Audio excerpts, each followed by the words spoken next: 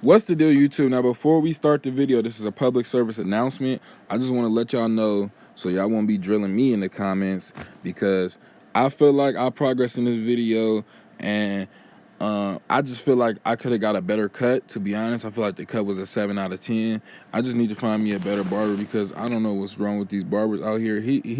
He did his job. He tried, man. It's just people don't really know how to cut waves, man. I need to just find me a better barber, to be honest. I know y'all know that feeling, but I'm gonna just let y'all watch the footage, because I promise y'all I was gonna let y'all see my cut. What's the deal, YouTube? It's your boy Rico the Waver, man. We getting ready to cut that 8-week wolf, man. It's been a real long journey. For those of y'all who didn't know, I was in the hospital for about a week, but so that put me in the hole, and I just had to basically just grind harder that last little week of the wolf. So yeah, I felt like I progressed. Y'all gonna let me know in the comments regardless. I felt like I progressed. You know, I did a washing style like I was supposed to the night before. You can even do it a couple days before, but make sure, you know, you keep something in your hair until you get that cut. You know, y'all know the routines, y'all know what to do. But we finna get ready to get this cut right now. In this 8-week wolf, it's been a long journey. I had my ups and downs. I even had a week in the hole, and I had a chance to bounce back. So we're gonna see the results right now. We finna go ahead and get this cut. What's the deal, y'all? It's A-Bush 360, man. I had to show up and show out my boy Rico 8-week wolf cut. Man, it's been a lot. He was in the hospital for a week. That didn't hold him back. It was a minor setback for a major comeback. He's back, and he's better than ever, man. We at the barbershop right now. He's finna get the 8-week wolf cut. Man, this is incredible, because he was in the hospital and he was still putting that work in with that PB, with that Trino brush. He was still racking up every night. So y'all stay tuned. Make sure y'all watch the full video. Make sure y'all give this video a thumbs up, because man, Rico a real waver and he's going hard. But let's get to it.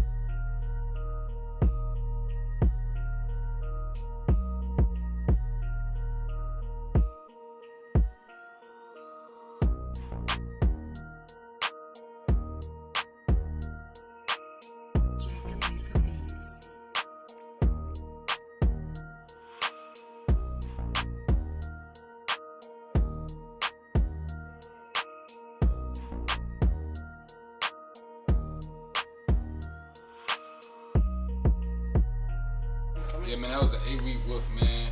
I progressed a lot. Y'all let me know in the comments down below. You already know we about to slap some of this PB drip butter in here.